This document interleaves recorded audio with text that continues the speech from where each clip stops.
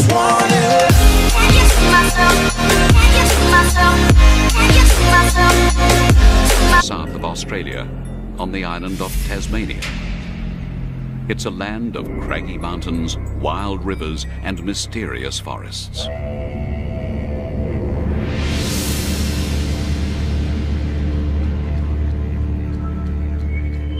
For millions of years, it's been isolated from the rest of the world, disconnected by the barrier of oceans and the tyranny of distance.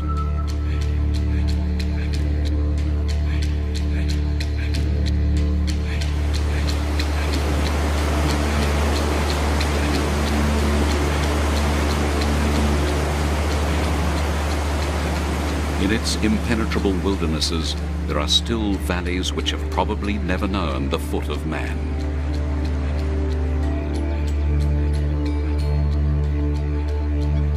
Like mainland Australia, Tasmania has its kangaroos, wombats and wallabies, marsupials that carry their young in pouches.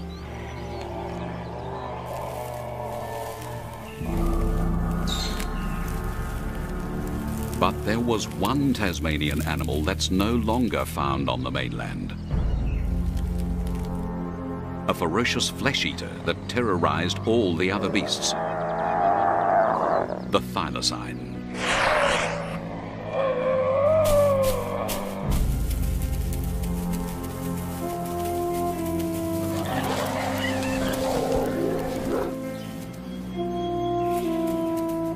For millions of years, this wolf-like marsupial was the island's chief predator. Yet it wasn't a wolf, and though it had stripes like a tiger, it wasn't a tiger either. But the name stuck. They also called it the Tasmanian tiger.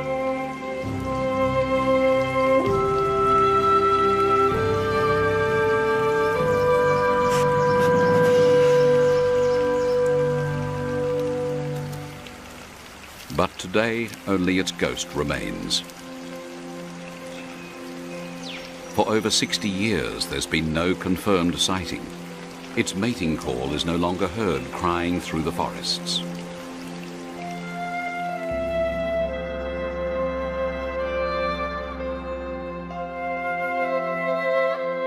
Little remains of it except photos and museum specimens. There are skins and taxidermist models, some still showing the bullet holes.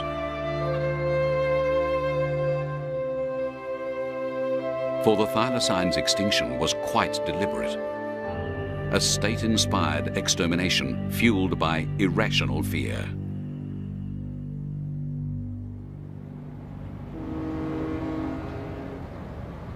About 1,000 kilometers north of Tasmania is Sydney.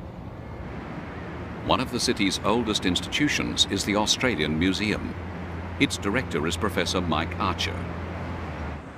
On his own admission, he's obsessed with the thylacine and its fate. We should feel dreadfully guilty about what happened here. This was the really most beautiful, spectacular flesh-eating mammal in Australia, and the first thing we did when we got here was exterminate it. Which is why he has set out on a bold experiment to try and reverse extinction. If he can extract DNA from this museum specimen, maybe one day scientists can clone a thylacine. The specimen is a thylacine fetus, a female, preserved or pickled for almost 140 years in a jar of alcohol. Now it's about to give its genes to science, which means releasing it from its liquid tomb.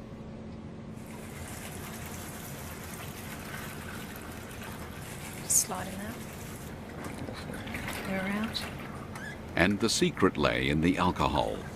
If formalin or formaldehyde had been used, its DNA would have perished long ago. Yeah, well, we have liver, actually. Oh, really? Oh, great.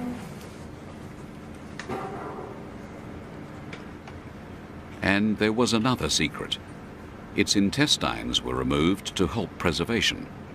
Fortunately, whoever did it left most of its other organs intact. And we have heart and lungs. heart and lungs. It's a race against time.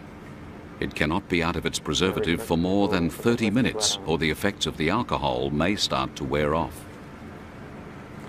Oh, well, we can take more tissues than we thought. Each time the specimen's handled, there's a risk of contamination.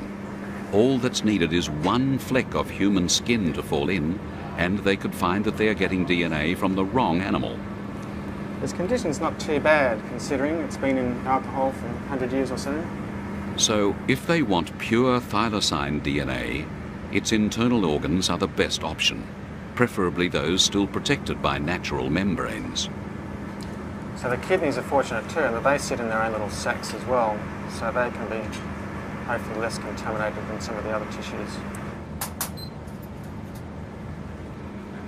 Kidneys, liver, heart, bone marrow, all provided good samples.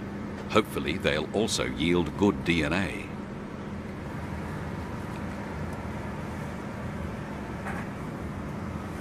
Now, we want to put some fresh alcohol back in this, don't we? They had met the deadline. The pup would be back in its jar well within 30 minutes.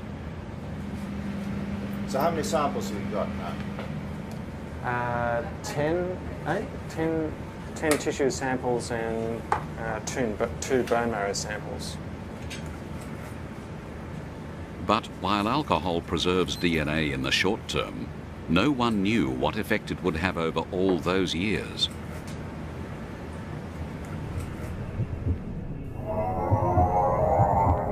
What if the DNA had disintegrated? What if nature's code to build a thylacine now looked like this?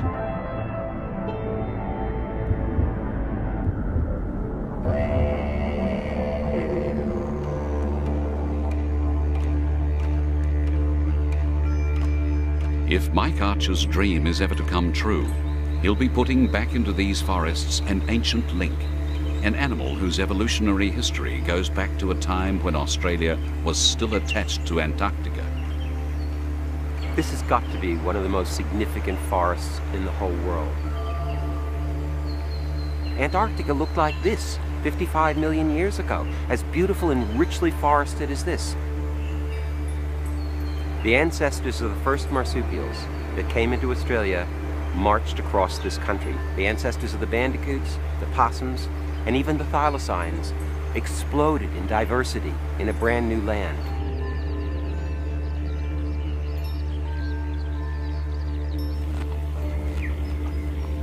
To understand where the thylacine came from, we must go back millions of years to when its ancestors ranged over the great southern supercontinent of Gondwanaland. Australia isn't the only continent to have marsupials. They're also in the Americas, animals like the Virginia opossum, a distant marsupial cousin of the kangaroo.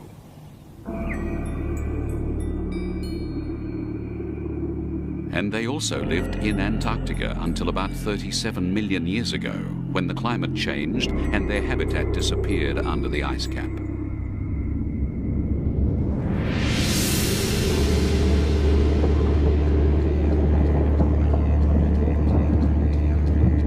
Tasmania is actually a piece of Antarctica that escaped the big freeze.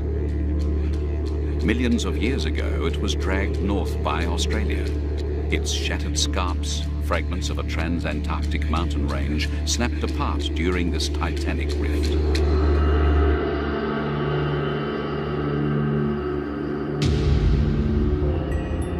When Gondwanaland broke up, Australia and Antarctica were the last continents to separate. 90 million years ago, we find that they are still attached. But Australia had moved into more temperate latitudes by 27 million years ago. Soon it would move into the arid zone.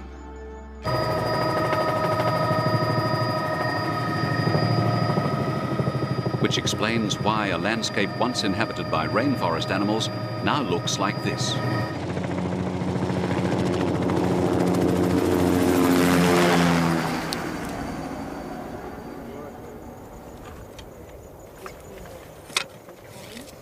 And in this limestone desert in Queensland, Northern Australia, this is where they left their bones all those millions of years ago.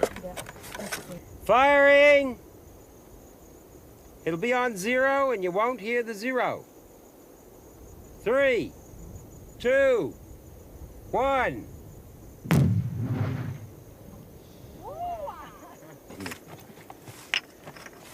So we're your scatters. Mike Archer is not just a museum director, he's also one of Australia's leading paleontologists. Gives us a lovely interface of events that was going on in this cave or whatever it was. Yeah, that's the kind of stuff. Riversley is one of the world's finest fossil sites, and the bones he and his team have found are rewriting Australian animal history. It might be a femur, one of the leg bones. It was vertebra shaped, but it's just the interior of that, which looks like a little forest, a beautifully preserved trabeculae. It's magnificent. It's typical camel sputum quality. They are finding evidence of a whole range of extinct megafauna. A giant marsupial rhinoceros, a carnivorous killer kangaroo, even a ferocious marsupial lion. But more fascinating still, 27 million years ago, in what was once a teeming rainforest, they also found evidence of thylacines.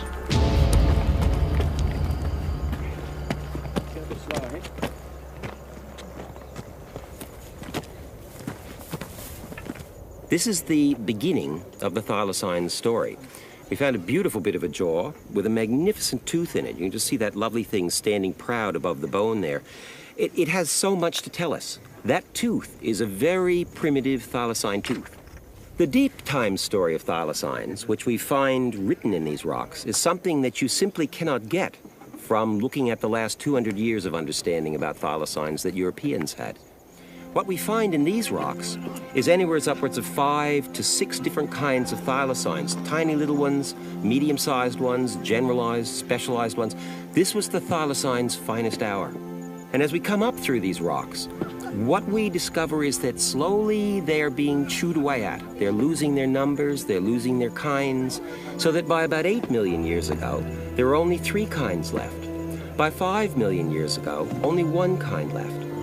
And finally, by 4,000 years ago, the last thylacine on the mainland died out, leaving it only in that final fortress of Tasmania.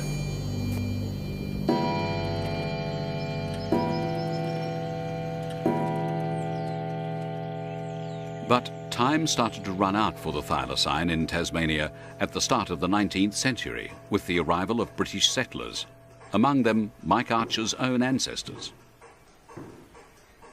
With them they brought civilization, God and empire, which meant English-style villages, churches, even grand country mansions.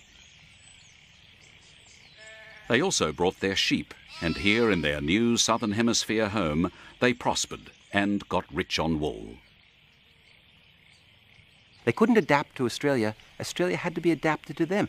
The creatures were weird, they didn't understand them, so they wanted to make it into kind of a little England. So they got rid of all the native trees, they got rid of all the native flowers, and with them, unfortunately, went the thylacine. Right from the start, the thylacine confused them. They couldn't get used to the fact that they were not looking at a dog. And then there were those stripes which made it look, if anything, like a big cat. You can see the confusion in their art. Some drew a noble wolf, others a cringing mongrel.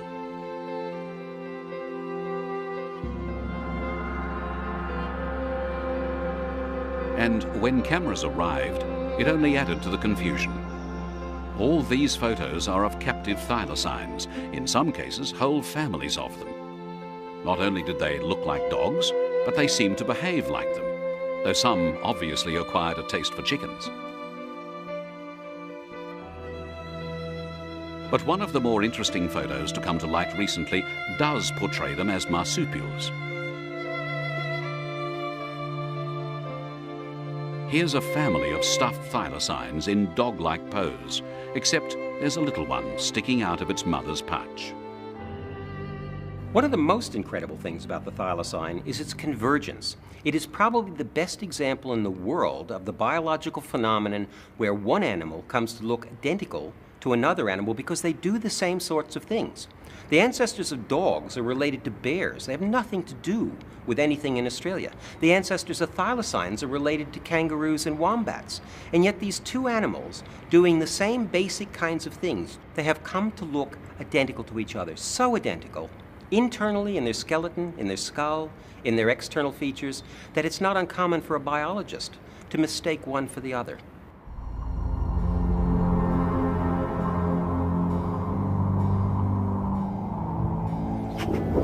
But something was killing the settlers' sheep. For millions of years, thylacines had hunted wallabies and other small animals. Now, a myth grew up that it was a sheep killer.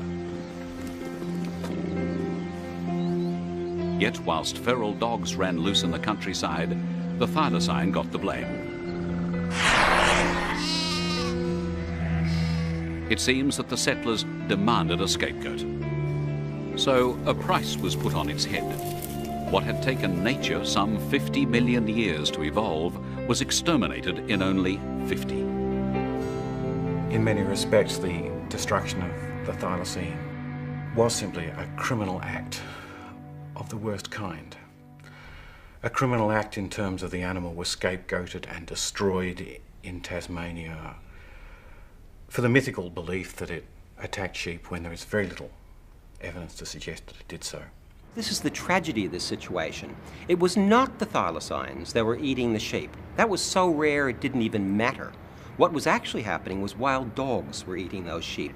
This area here, while nothing remains today, was one of two areas at the zoo where the Tasmanian tigers were housed. Extinction finally arrived on the 7th of September 1936. The date was symbolic, an extinction that you could actually put a time and a place to. Here at the site of the old Hobart Zoo, they still commemorate the day when the last thylacine died. The last thylacine in the zoo, which had been here for 12 years, 7 months, died. In effect, they became extinct.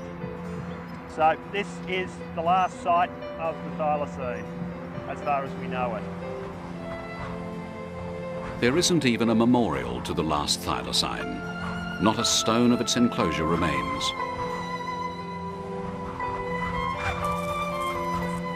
And when it died, its passing was considered of such little consequence that its body was sent to the garbage dump. This was taken in the Hobart Zoo and could possibly be our last look at the thylacine. Amazingly, some thylacines had hung on until the motion picture age. This film shows one pathetically pacing around its cage in the Hobart Zoo. Other film shows a more animated animal, presumably near feeding time. And there's that gigantic yawn, for its size one of the widest gapes of any mammal. And there were thylacines in other zoos around the world.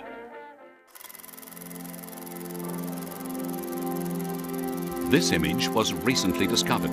It's of a thylacine in the London Zoo, filmed back in 1930. You're seeing it now for the first time on television. The particular tragedy here, of course, is that the species could have been saved. Scientists had the knowledge. It had bred in captivity. But the political will and the social will to change society's values, the desire even to save the species itself, was missing from the lives of scientists in the early 20th century. But hopefully, the 21st century scientists will make amends. Looks like there might be a little bit of DNA. Yeah, in there. something seems to be clustering. Back in the Australian Museum, Mike Archer's moment of truth had arrived. My God. The first bits of a miracle are in your hand. It seems to be just a tiny amount of sort of cotton wool ball down there, very small like. Fantastic. Small. There's Their not fears were unfounded. After 140 years in alcohol, some DNA had survived. Now, that couldn't be anything other than basically DNA that's being indicated. What's the significance of this, Mike? My heart is beating really fast. I mean, we have dreamed about this thing for years. I thought about it, at least 20 years ago, And I never really thought we'd get to this point. It was impossible, told by many people to us we'd never get here. The dream is starting to become a reality. We're not there yet, but step one, the fantastic step of actually getting DNA, is occurring. So I could not be a happier man than any in the whole world. We are really going here. That's great. That's fantastic.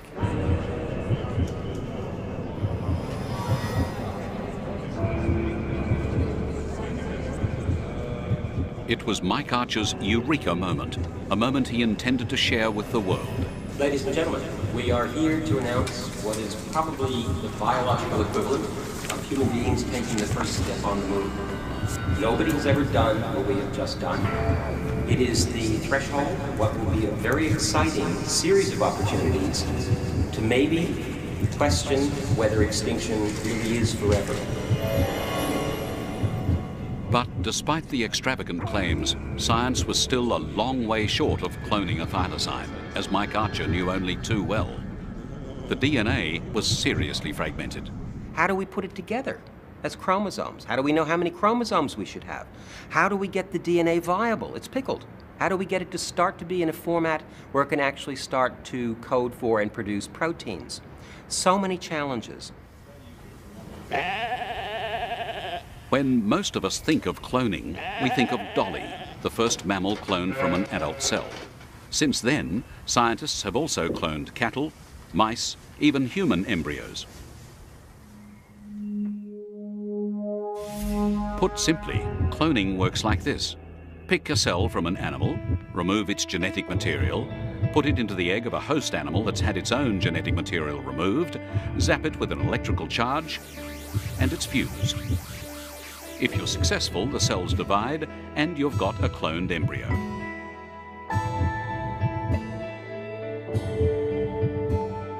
But what is nature's recipe for a mouse, or a sheep, or a pig?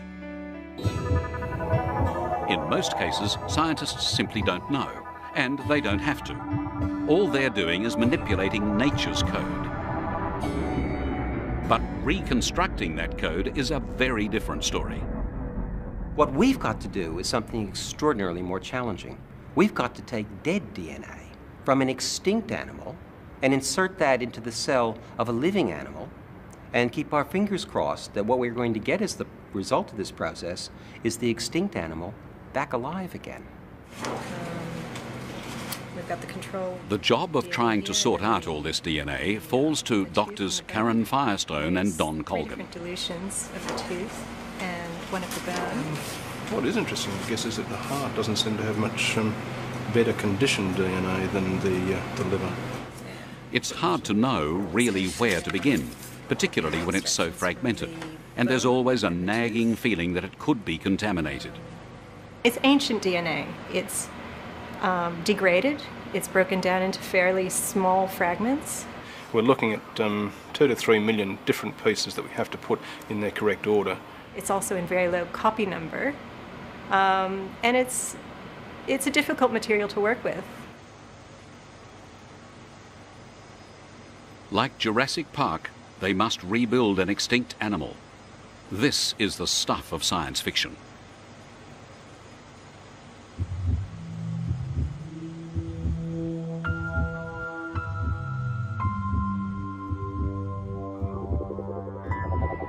Basically, it's number crunching, and the numbers are simply mind-boggling. Thousands of pieces to put one gene back together, tens of thousands to reconstruct just one chromosome. Untold millions before every thylacine gene, its whole genome, is reassembled. And even then, Mike Archer still hasn't got an embryo. Well, I think he is in fairyland. It may as well be called clowning, I think. It's so much of a gimmick. Getting one gene out is difficult enough. Getting out a whole genome, I think, is almost impossible. The bottom line, dollars. They would be worth probably tens of millions of dollars. And who on earth is going to put a $10 million thylacine that doesn't know how to hunt, got no survival skills, a compromised immune system and ageing rapidly out there? It's just not going to happen. Thylacines, there was one thylacine, And this thylacine is a gone thylacine. And no amount of wishing and really good science will ever bring the thylacine back. It's gone.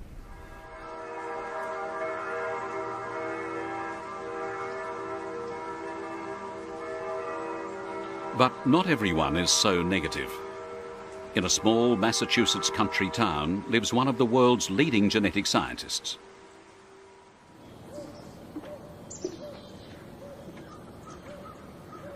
If anyone should be known as Dr. Clone, it's Robert Lanza.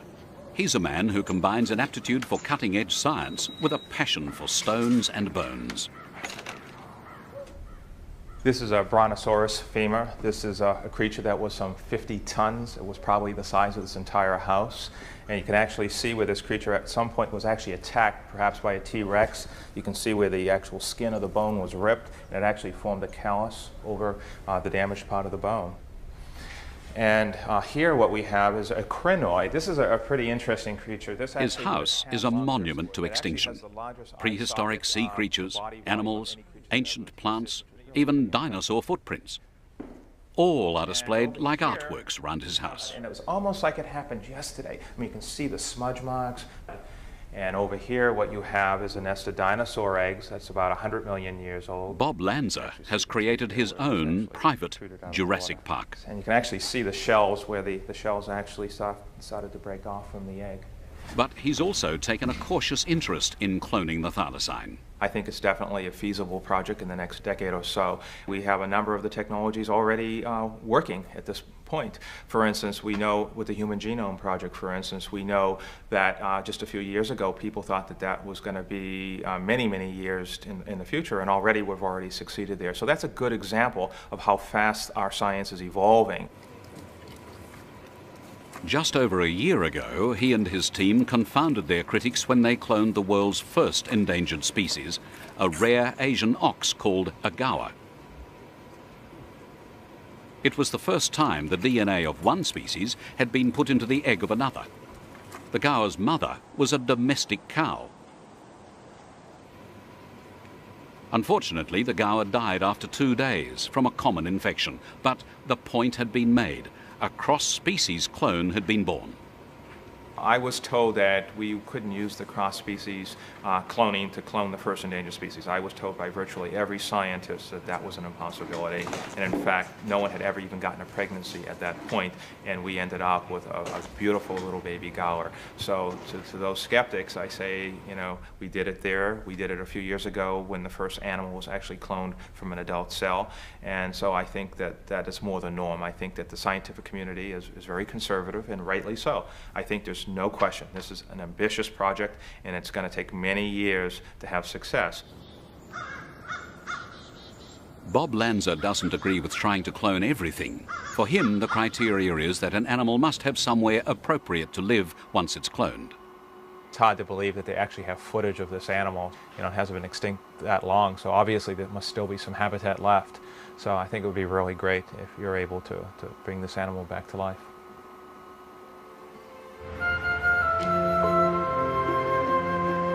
So what's the feeling back in Tasmania now that someone wants to bring their top marsupial predator back to life? Well, they see things rather differently down there. Everywhere you look, there are thylacines. Thylacine toys, thylacine souvenirs, and strangest of all, thylacines on Tasmania's coat of arms, the emblem of the state that ordained its persecution and its destruction.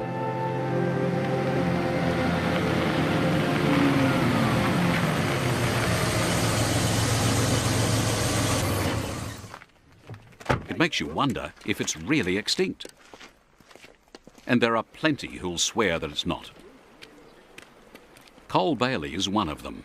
He's convinced some thylacines are still out there in the remotest regions of what is largely an uninhabited Tasmanian wilderness.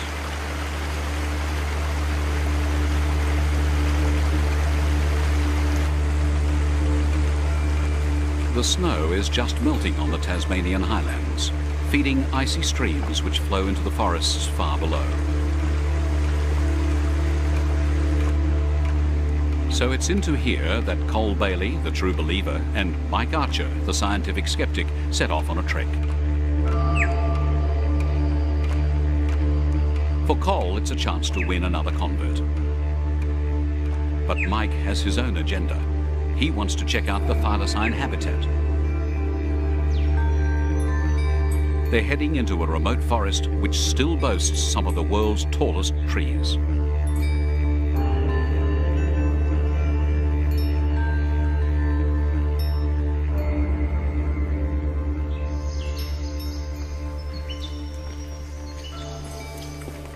That's a giant.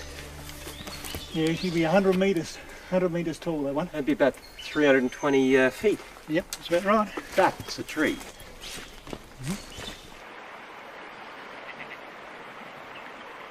If Mike is to bring his thylacine back to life, he'll need somewhere to put it. Their destination is the place where the last thylacines were caught back in the 1920s. It's not long before they're in the depths of tiger country.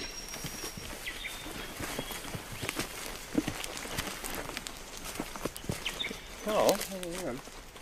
This wouldn't be one of the kind of places that you might expect the thylacine to put up? My word, it is, yeah. It's the sort of place you'd expect him to hide up during the day. It's not a real lair as such, but it's a hiding place for their journey around through the... Yes, suit me in a rainstorm. It's a beauty, isn't it? Yes, that's the typical where you could expect them to hide up. Very interesting. Deep in these Antarctic beech forests, the ferns and mosses seem so ancient, so primordial, that it's hard to believe anything could become extinct here. Maybe that's why it's so easy to get caught up in thylacine ghost stories.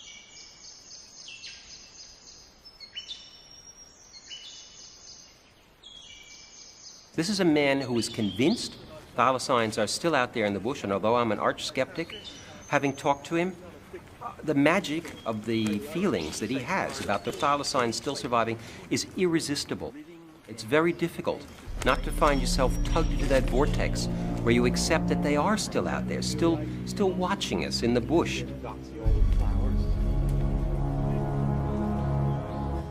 Even when thylacines were plentiful, they were seldom seen. They were usually solitary animals. Occasionally they hunted in family groups. Often bushwalkers felt they were being watched. But to actually see one in the open, you'd have to catch it unawares.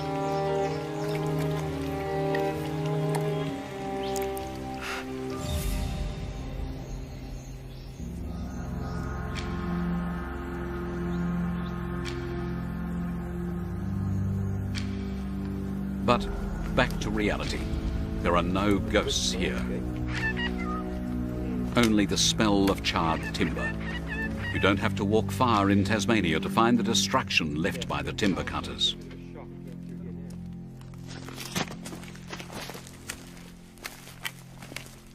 It's appalling. It just takes your breath away. This was once beautiful bush. This once was prowled by thylacines, by all the extraordinary creatures of Tasmania.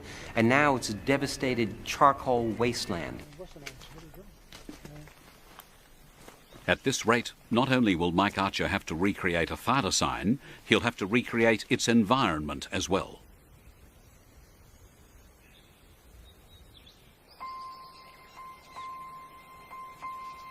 Now they're reaching the climax of their journey.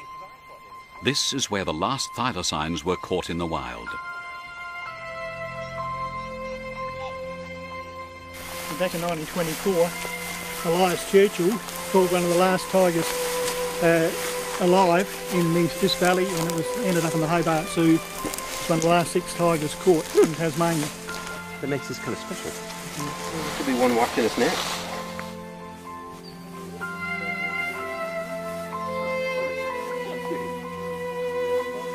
And so, yet another tiger hunt comes to an end with its inevitable conclusion. In all the time that Cole Bailey has scoured Tasmania looking for them, he's never seen one. Only his unshakable faith carries him on. Carl, I gotta ask you this, mate. I know that there's all this evidence, but do you really, in your heart of hearts, you really think they still exist? I'm 100% sure they do exist. No doubt in my mind at all. And I'm amazed that no one, as Penguin, has come up with one. Mm-hmm. But it'll happen. I guarantee it'll happen. Okay, but if you find one, would you consider giving it to us so we could use that to clone the thing Well, back? what do you need to clone one for when they're still here? And in Tasmania, there are many who would agree with him. Nearly everyone knows someone who claims to have seen a thylacine. I do, yeah. I think there's an odd one around. Oh, they're certainly still out there. There's no doubt at all.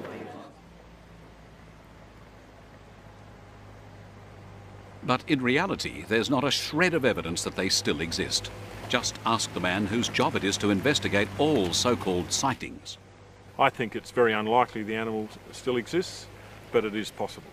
So if you had to put money on it, I'd put money against it. There's some very, very basic reasons for saying that. And one is through improvements in primary production in the state, through regrowth in forestry, through new pastures we have and new crops. We have vastly more wallabies and thylacine prey species than we had probably ever in history. So we should have more thylacines than ever in history. And if it's gone, many would prefer that it stayed that way.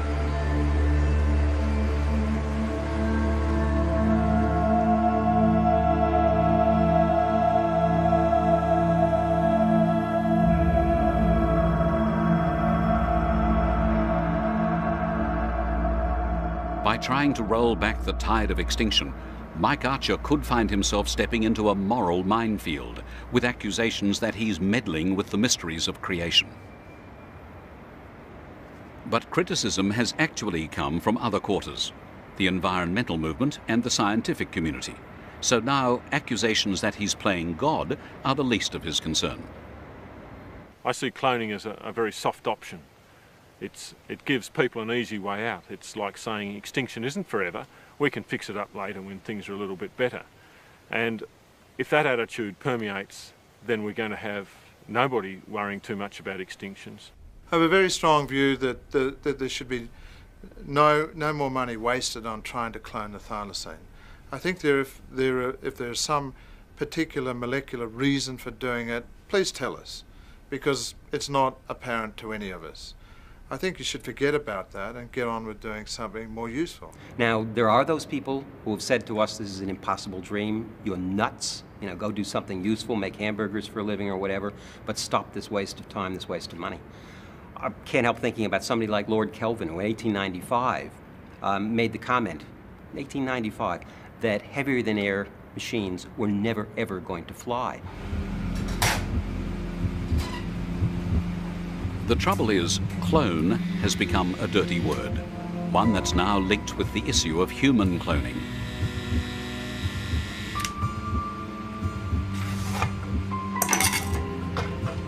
And it also arouses suspicion of scientists in their laboratories creating Frankensteins, monsters and freaks.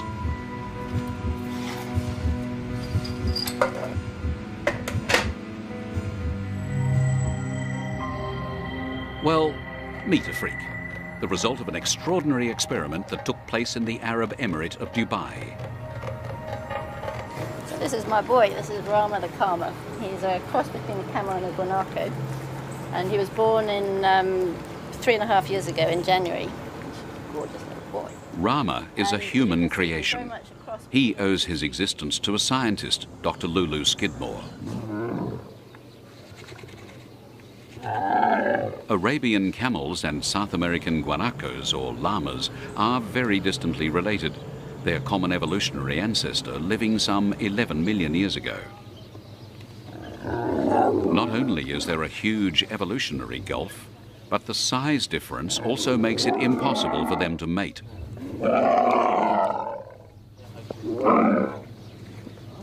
So egg and semen had to be brought together by artificial insemination to create this hybrid.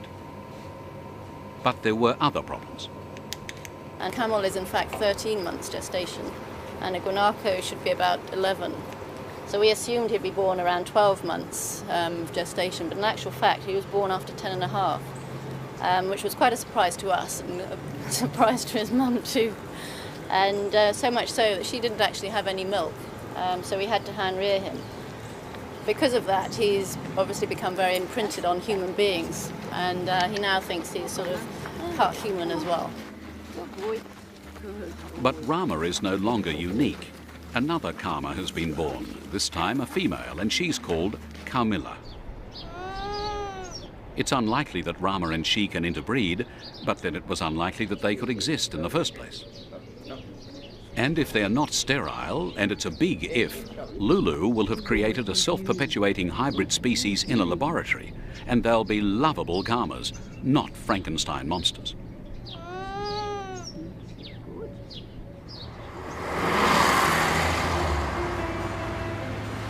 And it's a laboratory animal that Mike Archer and his team will have to create if the Tasmanian tiger is to live again. But they had a problem. They couldn't make enough copies of thylacine DNA, at least not until one morning in February 2002, when Karen Firestone made a breakthrough. She summoned Mike Archer.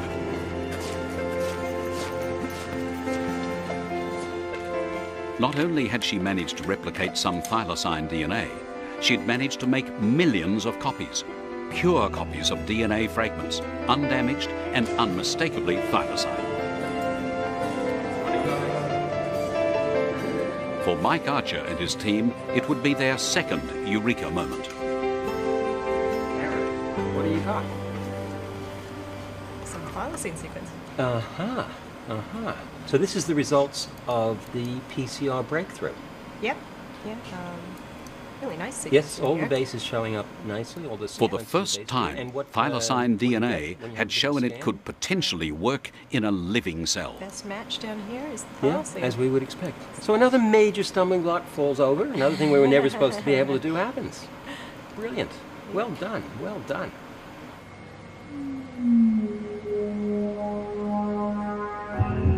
Now they'll store it in a biological library, each gene fragment fixed in living bacteria.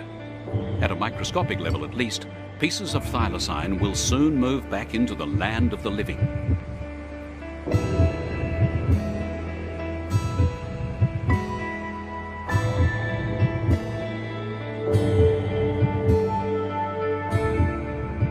There are three critically important things about the library.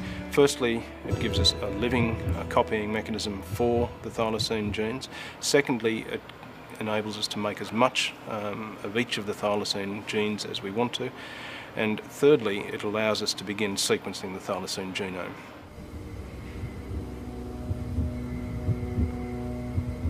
And just assuming they can do all this, the process of bringing our thylacine back from extinction might begin like this.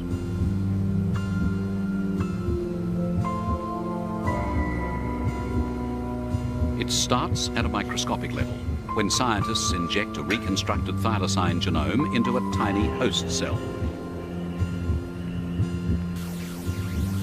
The DNA in the nucleus starts to interact with the outer cell DNA. By now, our embryo has moved to the next vital step, a mother's pouch.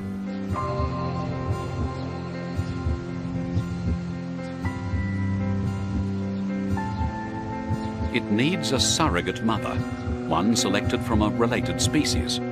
This is one of them, a tiger quoll, a carnivorous marsupial, which is itself endangered.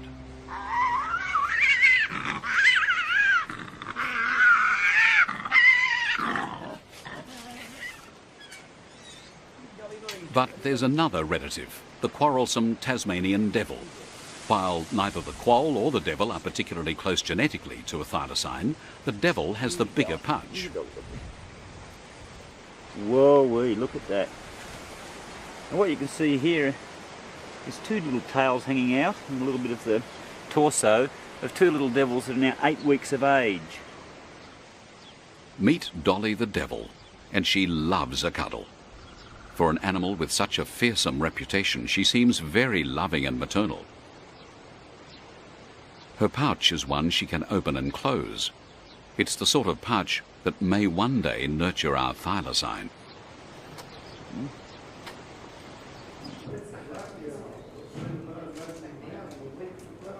As our young thylacine grows, it will need a mother's milk.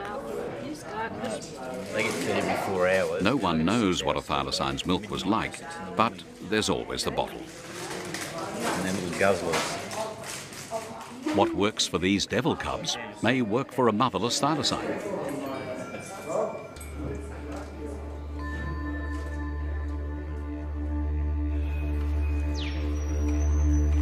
Now comes the moment when the loneliest animal in the world is released into its habitat.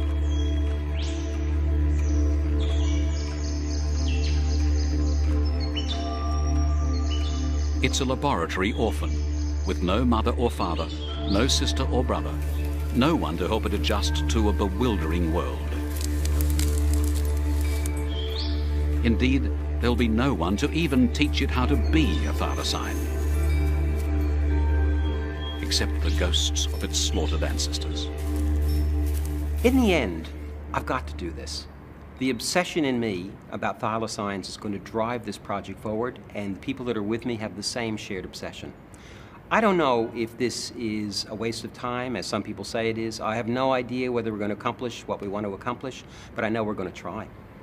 And I have this vision of a thylacine, a beautiful animal, not just a single thylacine, but a whole population of thylacines, living, breathing, eating, breeding, back in Tasmania where they belong before we, unfairly, in an ungodlike manner, exterminated them.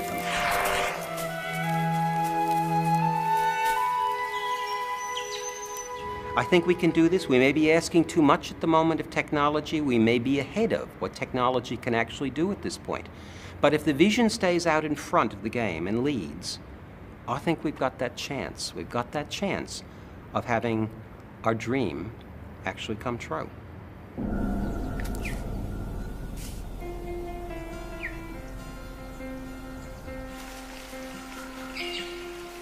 Whether Mike Archer's dream does come true or not, they'll almost certainly make many scientific discoveries along the way. Some may advance the cause of science, others the cause of medicine. One day, scientists may even breathe life into many other extinct and bottled animals stored in museums around the world.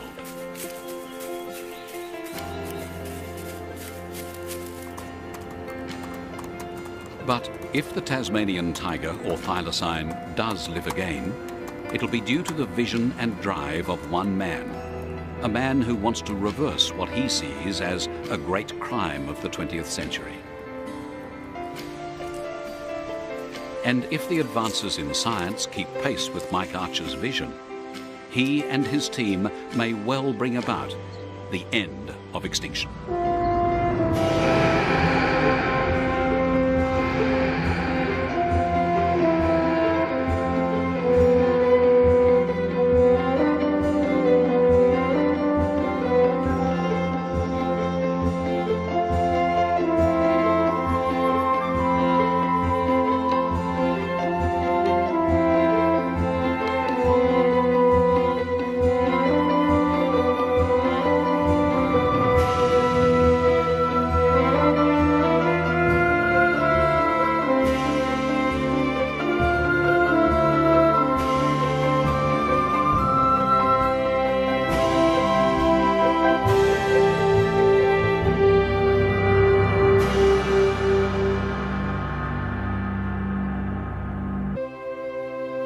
For the thylacine's extinction was quite deliberate. A state-inspired extermination fueled by irrational fear.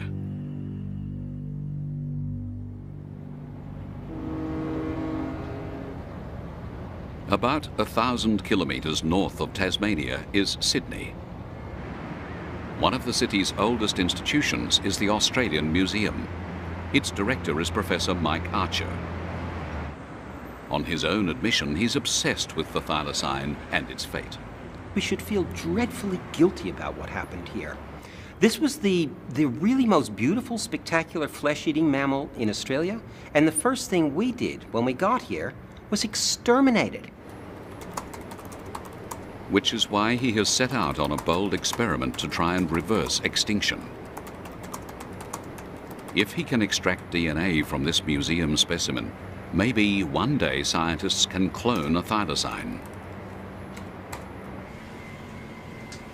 The specimen is a thylacine fetus, a female, preserved or pickled for almost 140 years in a jar of alcohol. Now it's about to give its genes to science, which means releasing it from its liquid tomb.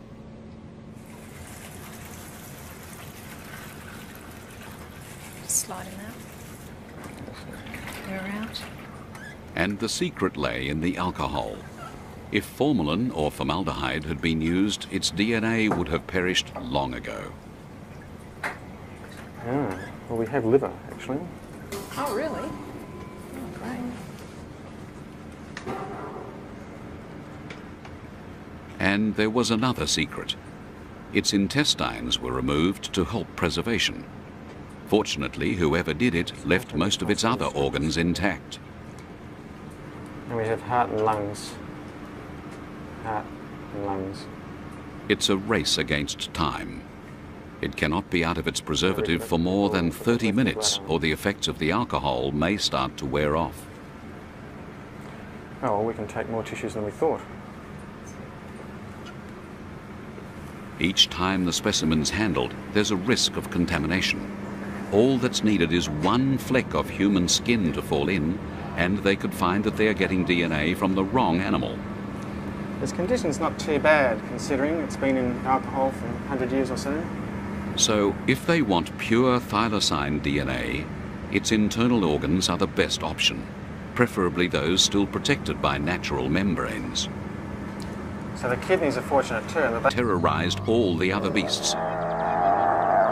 The thylacine.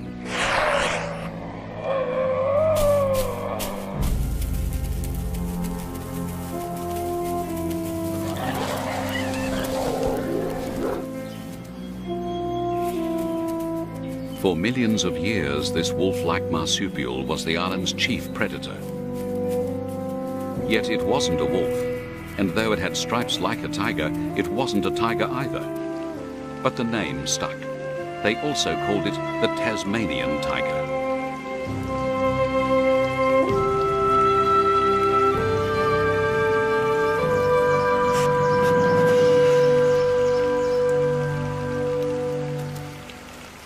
But today, only its ghost remains. For over 60 years, there's been no confirmed sighting. Its mating call is no longer heard crying through the forests.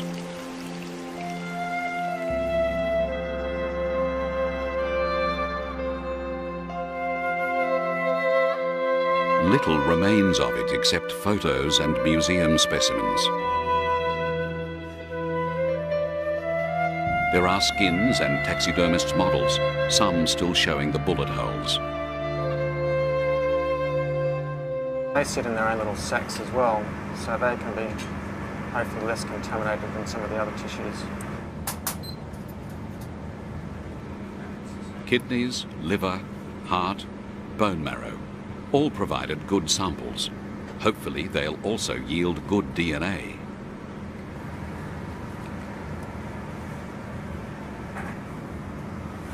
Now, we want to put some fresh alcohol back in this, don't we? They had met the deadline. The pup would be back in its jar well within 30 minutes. So how many samples have you got now? 10 tissue samples and two bone marrow samples. But while alcohol preserves DNA in the short term, no one knew what effect it would have over all those years.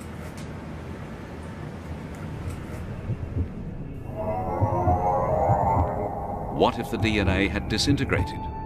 What if nature's code to build a thylacine now looked like this?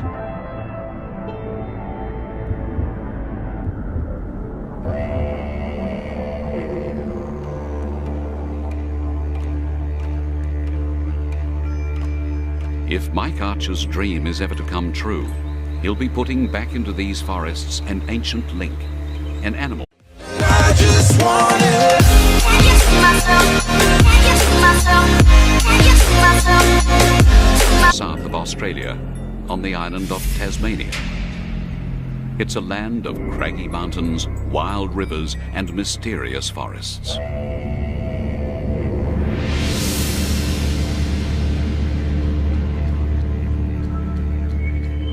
For millions of years, it's been isolated from the rest of the world. disconnected by the barrier of oceans and the tyranny of distance.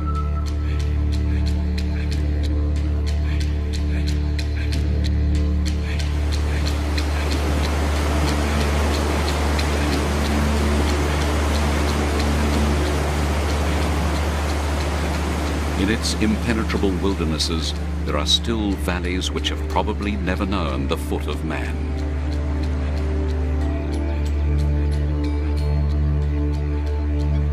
Like mainland Australia, Tasmania has its kangaroos, wombats and wallabies, marsupials that carry their young in pouches.